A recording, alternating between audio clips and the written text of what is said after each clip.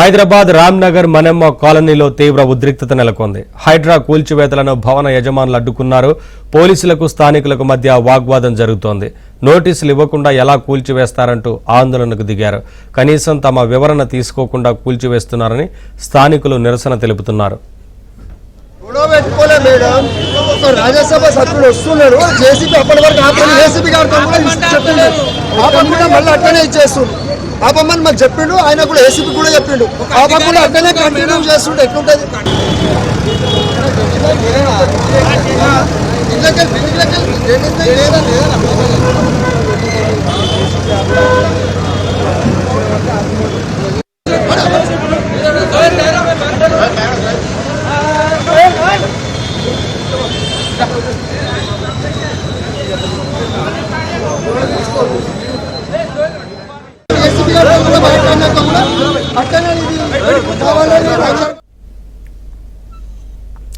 రామ్నగర్ లో కూల్చివేతలకు సంబంధించి స్థానికులు నిరసన వ్యక్తం చేస్తున్నట్లుగా తెలుస్తా ఉంది. అక్కడ అధికారులకు స్థానికులకు మధ్య తోపులాట వాగ్వాదం చోటు చేసుకుంది. ఇదే అంశానికి సంబంధించి మరింత సమాచారం మా కరెస్పాండెంట్ నుమాన్ లైవ్ ద్వారా అందిస్తారు.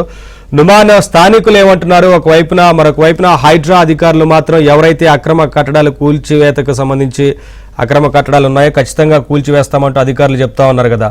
ఇప్పటికే అక్కడ కొంత అధికారులకు ఇటు స్థానికులకు మధ్య వాగ్వాదం ఉద్రిక్తత కూడా చోటు చేసుకుంది కదా. ఏంటి వివరాలు? స్థానికంగా ప్రస్తుతం సిచ్యువేషన్ ఏంటి?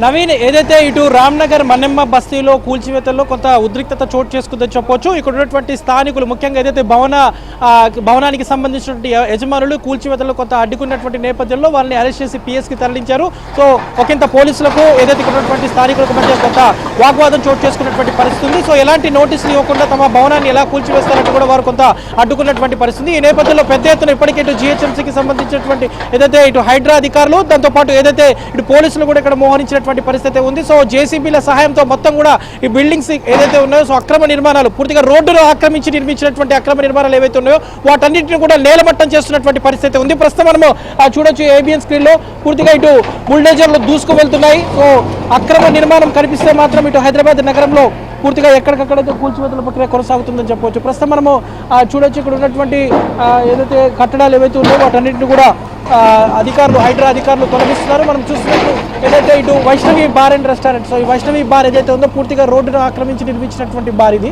సో వాటినన్నింటినీ కూడా ప్రస్తుతం అధికారులు నేలమట్టం చేస్తున్నటువంటి పరిస్థితి. మరోవైపు ఇటు హైడ్రా సిబ్బంది కూడా ప్రత్యేకంగా పెద్ద ఎత్తున చేరుకున్నటువంటి పరిస్థితి. సో వీటి నిర్మాణానికి అనుమతులు ఇచ్చినటువంటి అధికారులు ఎవరైతే ఉన్నారో గతంలో ఎన్నో ఏళ్ల క్రితం వీటి నిర్మాణాలకు అనుమతులు పొందారు. సో వీటి నిర్మాణానికి అనుమతులు ఇచ్చినటువంటి వారు ఎవరైతే ఉన్నారో వారి మీద కూడా చర్యలు తీసుకునే విధంగా ఇప్పటికే హైడ్రా రంగం సిద్ధం చేసినటువంటి పరిస్థితి. ప్రస్తుతం మనము చూడొచ్చు ఏదైతే రామ్నగర్లో ఉన్నాము, భారీ యంత్రాల సహాయంతో బుల్డోజర్ల సహాయంతో పూర్తిగా ఎక్కడికక్కడ కూడా ఈ కూల్చివేతల ప్రక్రియ కొనసాగుతుంది. దాదాపు ఈ కూల్చివేతలు పూర్తవ్వడానికి ఒక 2 నుంచి 3 గంటల వరకు సమయం పట్టేటటువంటి అవకాశం ఉంది.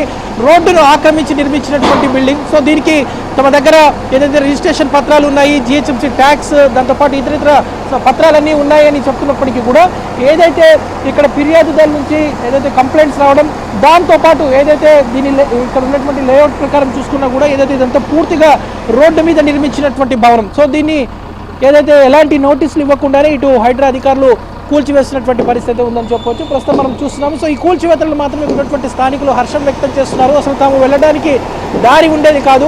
ప్రస్తుతం ఇది తొలగించడం వల్ల మాత్రం తమ కాలనీలకు దాదాపు లోపల 100లాది ఇళ్ళు ఉన్నాయి. సో ఈ 100లాది ఇళ్లకు ఒక రోడ్డు మార్గం అయితే ఏర్పాటు చేసింది అంటూ హైడ్రాకు కూడా తమ మద్దతును ఇక్కడ ఉన్నటువంటి స్థానికులు తెలియజేస్తున్నటువంటి పరిస్థితి. ఒక హైడ్రా కూల్చివేతల మీద మాత్రం ఇక్కడ ఉన్నటువంటి స్థానికులు అయితే హర్షం వ్యక్తం చేస్తున్నారు. ఎందుకంటే మొన్న సాయంత్రం అంటే గత 2 రోజుల క్రితమే హైడ్రా కమిషనర్ రంగనాథ్ ఇక్కడికి వచ్చి ఏదైతే సైట్ విజిట్ చేశారు.